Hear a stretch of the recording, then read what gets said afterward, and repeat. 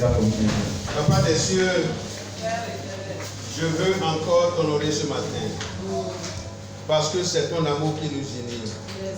C'est ton amour qui nous a encore réveillés en pleine forme ce matin. Et qui nous permet d'être dans ton Saint-Temple pour t'honorer, te louer, te bénir.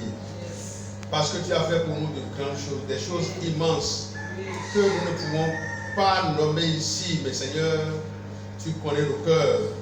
Et tu sais dans la profondeur de nos cœurs quelle est également la valeur que nous accordons à tout ce que tu fais pour nous. Mais Seigneur, tu veux que nous allions davantage de l'avant en améliorant notre qualité afin de bénéficier davantage de tes grâces. Père éternel, viens habiter au milieu de nous. Amen. Viens rester au milieu de ton peuple. Ils sont là. Yes. Mais aucun Dieu ne doit retourner dans leur maison telle qu'ils sont venus. Amen. Que ceux qui ont des angoisses dans les cœurs, Seigneur, obtiennent la satisfaction. Amen.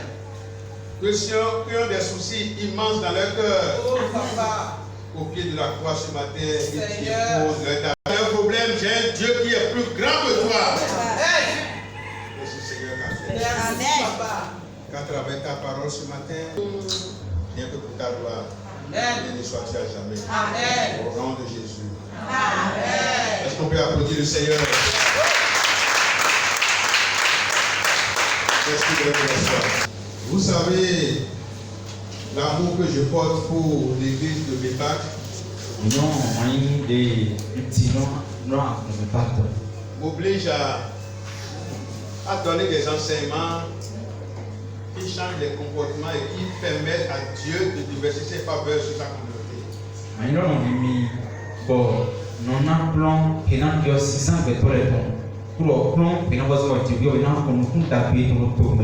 C'est pour ça que nous sommes obligés de tenir avec vous le message de vérité.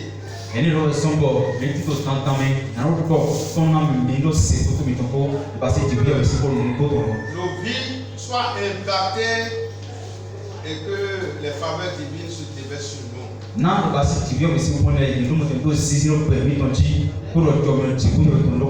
Lors de mon dernier passage, j'avais insisté sur les faveurs que nous obtenons de Dieu en investissant dans sa maison. Et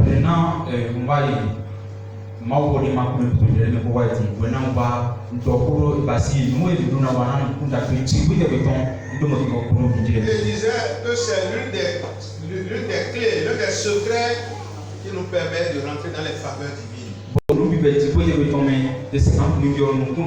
Et je peux être rassuré ce matin que vous avez mis cela en pratique. Ceux qui ont pu le faire, que Dieu les bénisse. Ceux qui n'ont pas pu le faire, que Dieu continue de les enseigner par son Esprit Saint. Pour qu'ils soient convaincus de ce qu'ils ne sont que des locataires des biens que Dieu nous a laissés.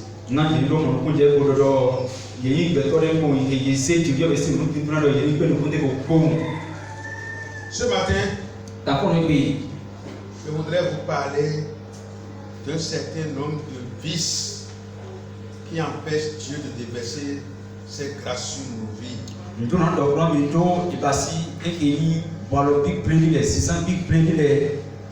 Inspiré d'un texte dans le livre de Éphésiens 4, versets 20 à 32.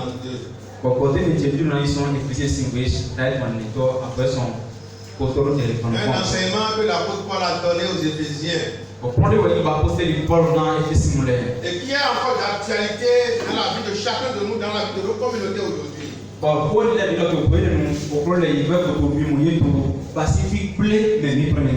Éphésiens 4, verset 20. Amen. Mais vous, quelqu'un veut lire ça? Oui. Allez-y. Éphésiens 4, verset 20, je lis au nom de Jésus. Amen. Mais vous, ce n'est pas ainsi que vous avez appris Christ. Si, du moins, vous l'avez entendu. Et si, conformément à la vérité qui est en Jésus, c'est en lui que vous avez été instruits à vous dépouiller.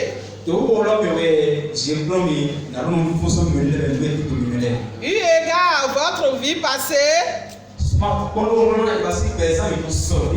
du vieil homme qui se corrompt par les convoitises trompeuses,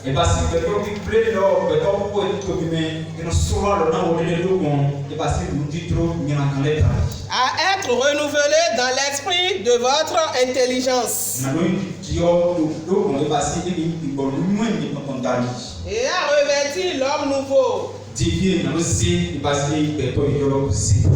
créé selon Dieu dans une justice et une sainteté que produit la vérité. Renoncez aux mensonges et que chacun de vous parle selon la vérité à son prochain. Car nous sommes membres les uns des autres.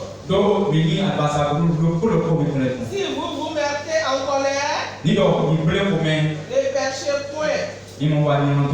Que le soleil ne se couche pas sur votre colère. Et ne donnez pas accès au diable. Ne dérobe plus. Mais plutôt qu'il travaille. En faisant de ses mains ce qui est bien. Pour avoir de quoi donner à celui qui est dans le besoin. Qu'il ne sorte de votre bouche aucune parole mauvaise. Mais s'il n'y a lieu quelques bonnes paroles qui servent à l'édification et communiquent une grâce à ceux qui l'entendent. N'attristez pas le Saint-Esprit de Dieu, par lequel vous avez été scellés pour le jour de la rédemption. Que toute amertume, toute animosité. Amen. Amen. La parole de Dieu est claire. Nous avons encore besoin d'autres commentaires pour que vous compreniez ce que l'apôtre Paul a dit aux Éphésiens ici.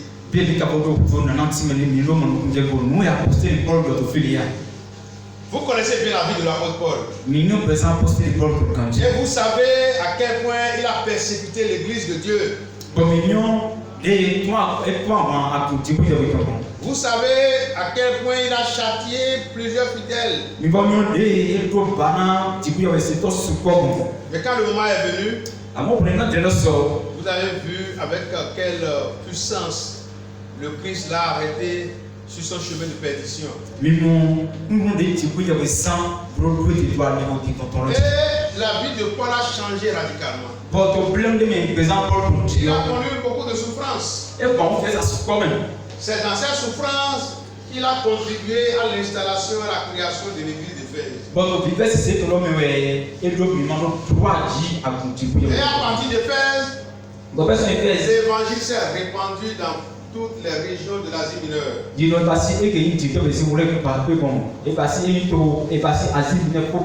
Et Paul a continué d'enseigner ce peuple. Ce peuple qui était essentiellement idolâtre par le passé.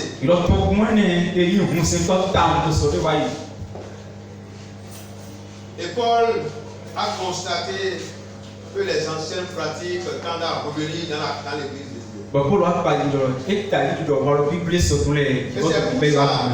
Qu'il s'est dépêché pour rappeler les fondamentaux de la vie communautaire en Christ.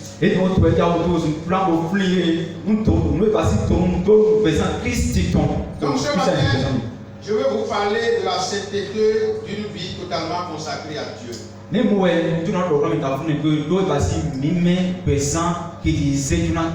La sainteté priorité d'une vie totalement consacrée à Dieu. Celui qui ne vit pas une vie de sanctification ne peut pas laisser la porte ouverte pour que les faveurs de Dieu descendent sur lui. Le péché est une source fondamentale du blocage de nos biens. Et la bénédiction qui doit se déverser sur nous. Et nous nous posons la question de savoir pourquoi depuis tant d'années ma vie n'a pas changé.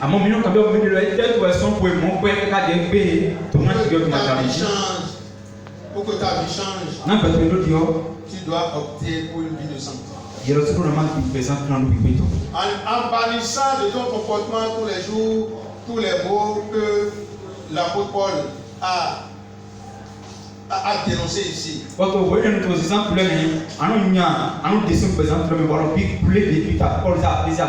Et l'apôtre Paul, en le faisant, qu'est-ce qu'il nous demande à faire? Il nous demande à vivre à l'image du Christ.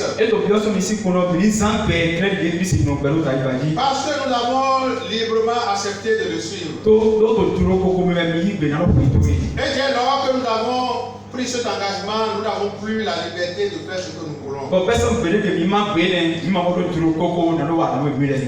Car la parole de Dieu nous dit ceci. Comprenons donc que l'homme que nous étions autrefois a été crucifié avec le Christ, afin que le péché, dans ce qui fait sa force, soit réduit à l'impuissance. Et que nous ne servions plus le péché comme des esclaves. Que nous ne servions plus le péché comme des esclaves. Mais c'est justement de cette manière que nous servons le péché. Nous servons le péché à nous. Au lieu que nous nous résistions, nous nous empressons d'aller commettre le péché. N'oublions pas, la parole de l'apôtre Paul ici s'est bien adressée à des chrétiens authentiques. Et donc, le péché qu'il dénonce ici se retrouvait dans la communauté chrétienne. Et c'est pour que la communauté de Bépac soit une communauté destinée à faire la volonté de Dieu, que nous sommes obligés également de mettre l'accent sur cette vérité pour que nos vies changent également.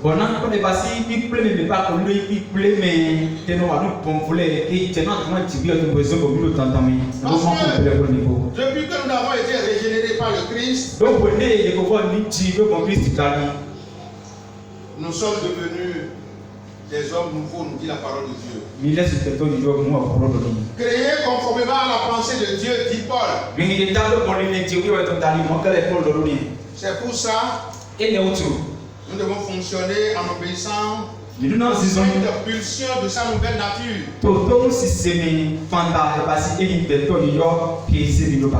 Nous ne devons plus laisser les pulsions égoïstes nous envahir et nous traîner dans notre perdition.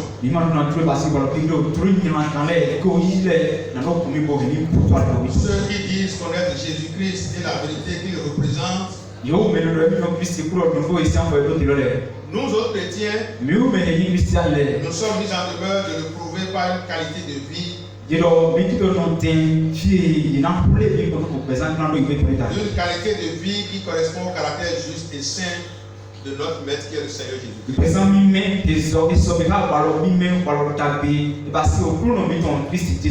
Et pour réussir à mener cette vie de qualité, nous devons apprendre à acquérir un esprit de soumission et d'obéissance à Dieu.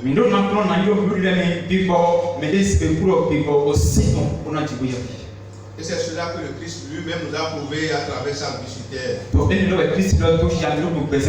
En obéissant à son Père. Une obéissance qui l'a conduit à la mort, à la mort de sa croix. Qu'est-ce que Paul nous demande ici dans les versets que nous avons lus? Voici ce que je dis et ce que j'atteste dans le Seigneur. C'est que vous ne devez plus marcher comme les païens qui marchent selon la vanité de leur intelligence. Et vous avez vu avec quelle autorité l'apôtre Paul apparaît. Voici ce que j'atteste dans le Seigneur. Voici ce que je dis. Donc Paul a la condition de ce que le Seigneur doit amener chacun de nous à vivre une vie de repentance, une vie de sanctification pour lui. Mais comment vivaient ces païens? Nous le voyons dans le verset 17 du même chapitre. Comment faut-on le lire? Éphésiens 4, verset 17. Éphésiens 4, verset 17. Au 19e. D'accord, je lis au nom de Jésus. Amen. Voici donc ce que je dis, et ce que je déclare dans le Seigneur. Plus marcher comme les païens qui marchent selon la vanité de leurs pensées. Ils ont l'intelligence obscurcie. Ils sont étrangers à la vie de Dieu à cause de l'ignorance qui est en eux, à cause de l'endurcissement de leur cœur, ayant perdu tout sentiment, ils se sont livrés à la désolution pour commettre toute espèce d'impureté jointe à la cupidité. Amen. Espèce d'impureté jointe à la cupidité. Donc voilà comment les païens vivent. Et c'est cette manière de vivre qui est en train de revenir dans l'Église. Et Paul, comme une sentinelle, va dire très tôt ceci. Mais vous, ce n'est pas ainsi que vous avez appris à connaître le Christ. Ce n'est pas comme ça que vous avez appris à vivre le Christ, à connaître le Christ. Que devons-nous faire? Paul insiste. Nous devons nous débarrasser. Vous le relirez dans le texte. Nous devons être renouvelés. Nous devons être renouvelés. Nous devons nous revêtir. Et nous devons mener la vie de justice. Une vie juste et sainte. En Christ, nous avons été instruits à nous débarrasser de notre ancienne manière de vivre. Celle de l'homme que nous étions autrefois. Et que les désirs trompeurs mènent à la ruine, comme le dit la parole de Dieu.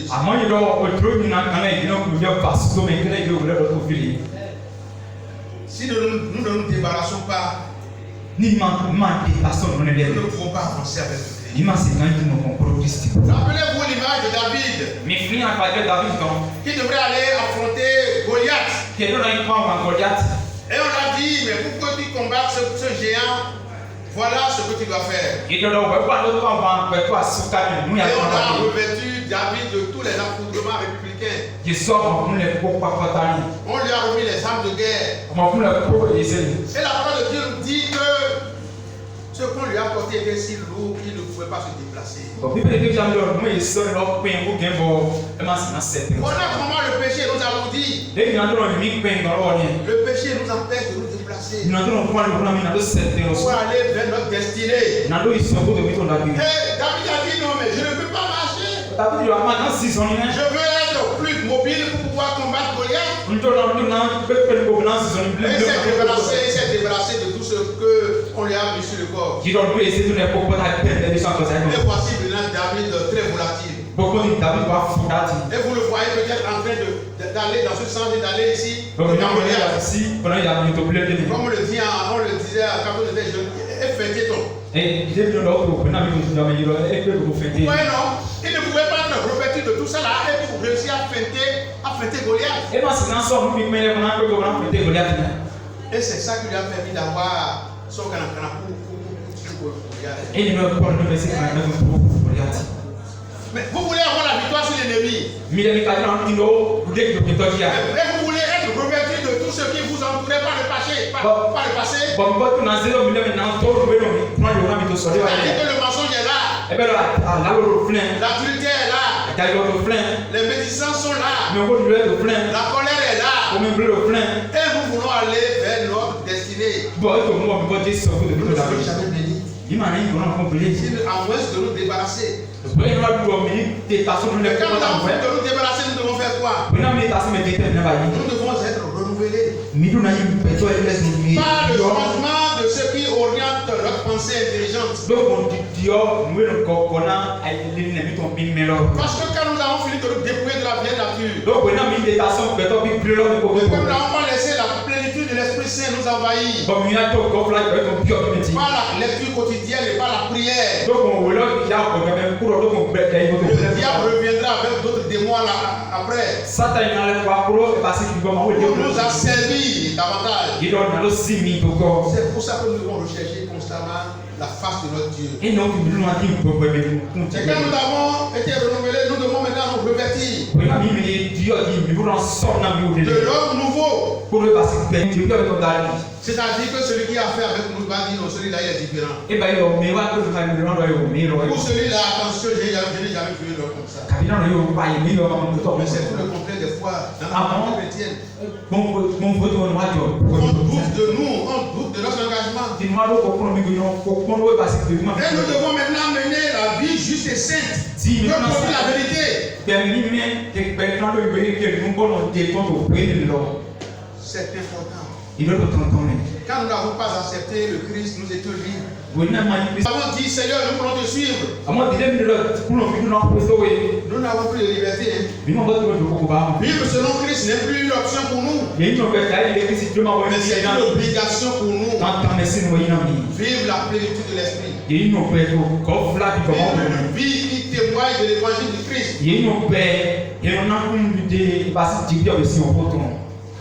Puisque désormais, nous sommes supposés être dans une situation diamétralement opposée aux païens. Nous devons refléter la vie du Christ. Il est simplement regrettable de constater, même que dans nos communautés, il y a des choses que nous déplorons.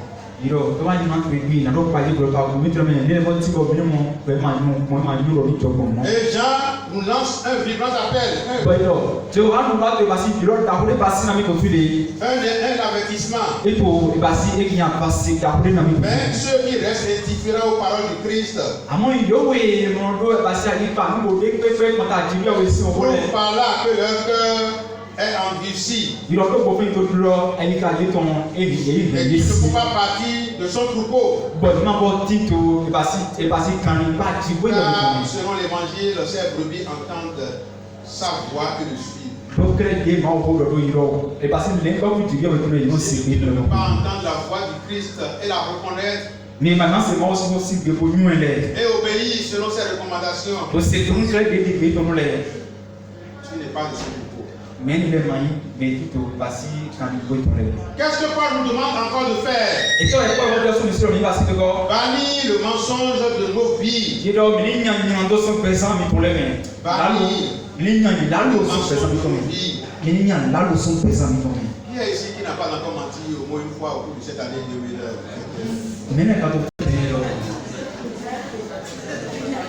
Pourquoi vous riez? Donc vous êtes sûr que vous avez menti? Que Dieu nous pardonne. Que Dieu nous pardonne. Que Dieu nous pardonne effectivement. Paul ici vous dit, nous devons nous dire la vérité. Nous manquons.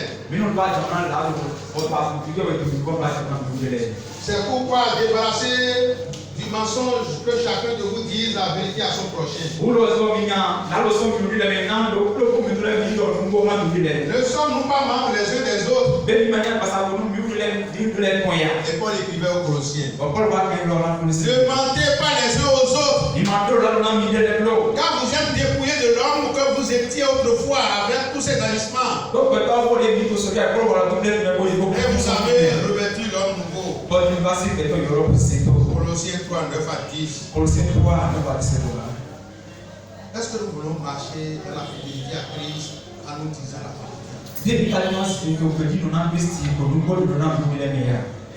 Si l'œil voyait, si l'œil ne disait pas la vérité aux autres membres du corps, il mettrait tous les autres membres du corps en danger. Lui, nous allons marcher sur le serpent, nous allons dominer sur les forces, les puissances du monde. Mais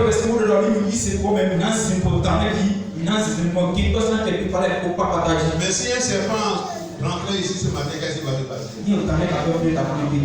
Vous allez marcher sur lui, alléluia. Vous allez marcher sur lui vraiment? Pasteur, ils ont dit qu'ils vont marcher sur les serpents. Je ne dis pas le contraire. Mais je suis quand même certain que c'est un bon fil d'abord. Avant de se rappeler que peut-être Dieu a dit ceci dans sa parole. Mais ceux qui ont fui, pourquoi? Merci. Parce que les yeux ont communiqué la bonne information aux gens.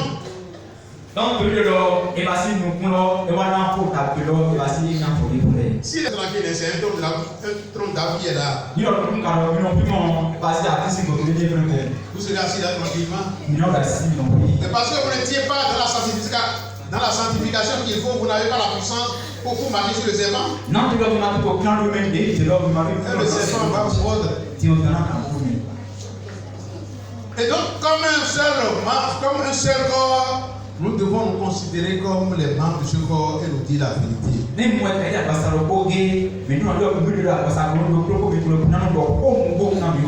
Paul insiste encore sur quelque chose ici.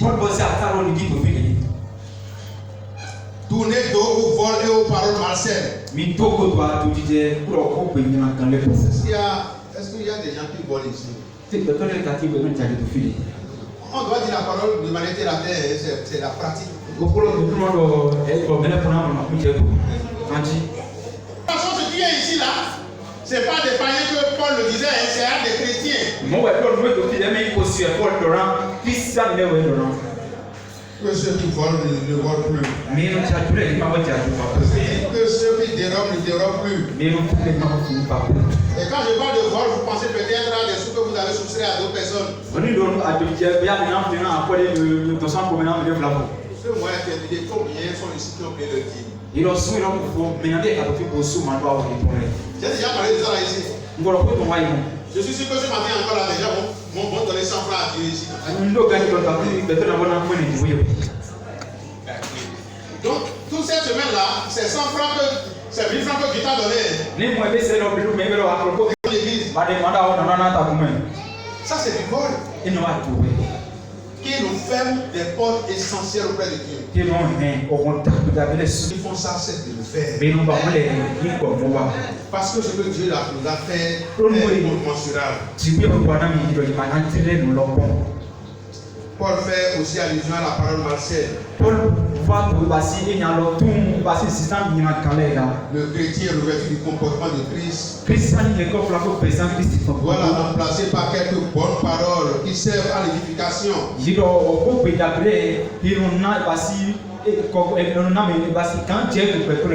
voir certains de nos soeurs, certains de nos frères, quand ils sont mis en colère, les paroles qui sortent de leur bouche. Vous ne pouvez jamais vous imaginer que quelqu'un qui se dit être rempli de la parole de l'Esprit de Dieu peut encore avoir une telle cargaison de paroles malsaines dans son corps.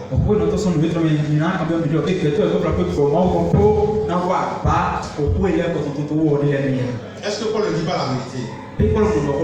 Est-ce que les paroles malsaines ne sortent pas de notre bouche? Faisons attention. Faisons attention. En voulant parler, soumettons toutes nos paroles aux critères suivants. Soumettons toutes nos paroles aux critères suivants. Nos paroles édifient-elles les autres? Nos paroles encouragent-elles les autres? Nos paroles leur font-elles du bien? Si oui, prononçons-les. Si oui, prononçons-les. Dans le cas contraire, taisons-nous.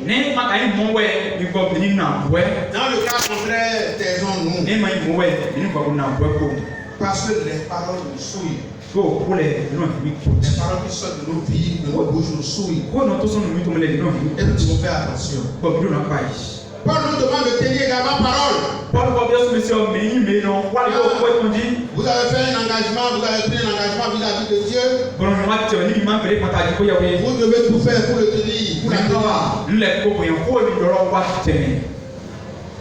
Le 31 décembre, vous pouvez faire des promesses à Dieu.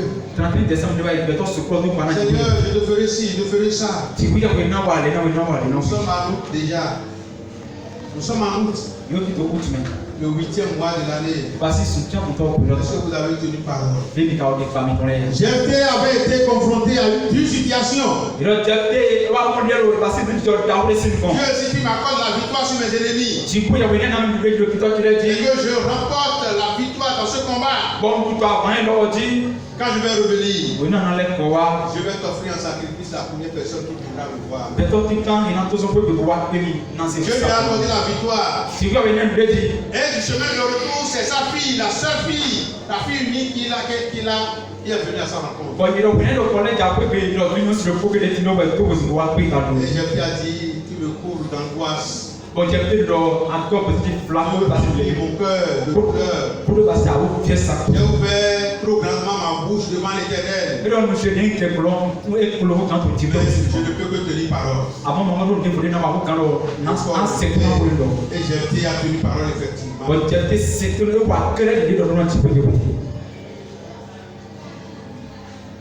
Nous devons nous abstenir également de la colère. Paul insiste dessus. Paul insiste ici. Dans cette semaine, il y a combien de personnes qui se sont mises en colère?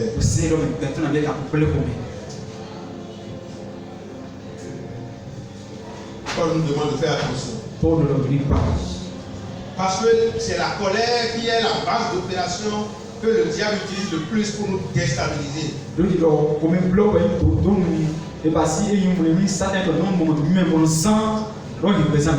colère nous remplit de l'amertume. C'est une difficulté à pardonner de bon cœur. C'est un sentiment très dur. La colère nous remplit d'animosité. Éclat de rage. Passion violente. Crise de courroux. Animosité, hostilité, c'est ça qui caractérise l'animosité. Les clameurs. Cris de rage, braillement. Cris d'opposition. Est-ce que nous avons besoin de temps de clameur pour exprimer ce qui nous frustre et nous fâche? Est-ce que nous avons besoin de crier si tant? Derrière le mur là-bas, entendre nos cris. Entre mari et femme, comment est-ce que ça se passe? Où nous sommes là à brailler devant les enfants. Mais qui sommes-nous? De vulgaires passagers pèlerins sur cette terre. On dit c'est à moi il a fait ça. Moi-même. Il va boire de quelle boîte de choses. Et on oublie déjà le Christ de côté. La parole de Dieu nous dit que nous devons nous revêtir de l'image du Christ. La colère invite également la calomnie dans nos vies. langage insultant, médisance, injure. Et puis la méchanceté. Qui nous amène même à souhaiter le mal à l'autre. Si nous laissons tomber l'amertume, l'animosité et tout ça, nous devons laisser transparaître l'amabilité dans nos vies. Un éclair généreux du bien-être des autres. Nous devons cultiver en nous la compassion en manifestant de la sympathie et de l'affection. Enfin, éviter les douleurs des autres. Et nous devons enfin cultiver le pardon en nous. Quelqu'un a dit que le pardon, c'est le parfum que la fleur nous envoie lorsque nous la piétinons. Il y a une fleur une fois. Quand vous cueillez cette fleur, vous là dans vos mains et broyez là. Qu'est-ce que vous ressentez après? Bon, pardon? C'est ça l'image du pardon. Dégager de la bonne odeur en direction de ceux qui nous ont froissés. Envers ceux qui nous ont frustrés. Parce que nous laissons la vengeance à Dieu. Mais lorsque nous ne pardonnons pas et que nous gardons cela dans nos cœurs, nous ne laissons pas la plénitude de l'esprit travailler en nous. Que personne ne passe à côté de la grâce de Dieu. Aucune racine d'amertume ne pousse et ne cause de trouble en empoisonnant plusieurs d'entre vous.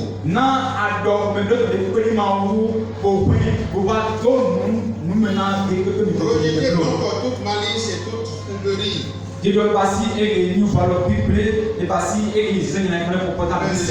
Pardonnez et oubliez.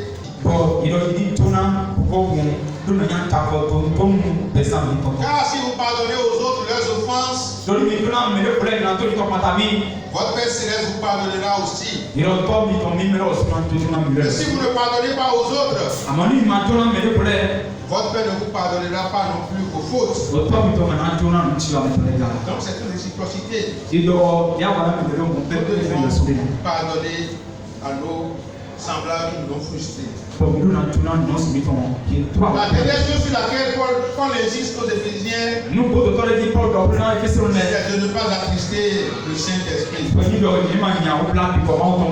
N'attristez pas le Saint-Esprit de Dieu, par lequel vous avez été scellés pour le jour de la rédemption. Mais malheureusement, tout ce que nous avons déjà décrit jusque-là, le mensonge, les paroles malsaines, la colère, le vol, tout ceci contribue justement à attrister l'Esprit de Dieu.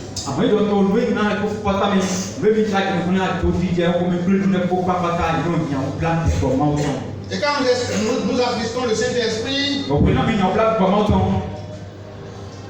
nous attirons la colère de Christ sur nous. Mais ils ont été rebelles. Ils ont attristé son Esprit Saint. Et il se changea pour eux en ennemi. C'est lui qui a combattu contre eux. Oui, parce qu'ils ont attristé l'Esprit Saint. Parce qu'ils l'ont fait, Dieu s'est transformé en ennemi contre eux. C'est lui qui a combattu contre eux. Si Dieu combat contre toi, l'échec est garanti. Souvenons-nous ceci. Nous avons été scellés du Saint-Esprit. Ici, Paul répète la même vérité. À savoir que nous avons été scellés par le Saint-Esprit pour le jour de la rédemption. Je pense que c'est important pour nous. Nous prenons l'engagement de laisser derrière nous tout cerveau déterminé ici par Paul qui dit ce n'est pas bon Non, mais dans nos fonctions, nous l'avons pas le Bible et pas le diable qui parle et maintenant. Et c'est cela que je voudrais que les papes, la communauté de mes papes appliquent. Bon, il doit être drôle. Dès que les papes ont un sang. Voir des faveurs immenses de Dieu se déverser sur elles. Dans tous les cas, nous sommes libres de semer ce que nous voulons. Mais seulement que nous récolterons obligatoirement les fruits de nos semences. Les gens sont si en colère que dès que de petites situations interviennent dans nos communautés, ils en profitent pour inciter à la rébellion.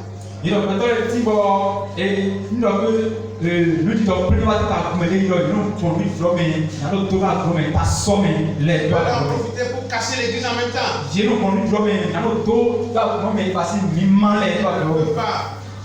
Ils ne peuvent pas. Parce que l'église de Dieu est debout. Et elle restera debout. Parce que c'est Christ lui-même qui est l'époux. Donc, voilà ce que la Bible nous dit. Si par l'esprit vous tuez les agissements de l'homme pécheur, vous vivrez. Mais si vous continuez à pécher, la condamnation demeure sur vous. Apocalypse 3, verset 1 à 3 nous dit ceci. Je connais tes œuvres. Tu as la renommée d'être vivant. Mais tu es mort. Sois vigilant. Et affermis le reste qui allait mourir. Car je n'ai pas trouvé tes œuvres parfaites devant mon Dieu. Rappelle-toi donc comment tu as reçu et entendu la parole. Garde-la et répands-toi. Si tu ne veilles pas, je viendrai comme un voleur. Et tu ne sauras point à quelle heure je viendrai te surprendre. Je viendrai comme un voleur et tu ne sauras point à quelle heure je viendrai te surprendre. Que cela ne soit ainsi pour aucun d'entre nous ici ce matin. Que la gloire du Christ repose sur nous. Que l'amour du Christ repose sur les femmes. Et que la transformation de l'Esprit Saint révèle chacun de nous. Dans le beau et glorieux nom de notre Seigneur Jésus. Vous allez prier avec nous.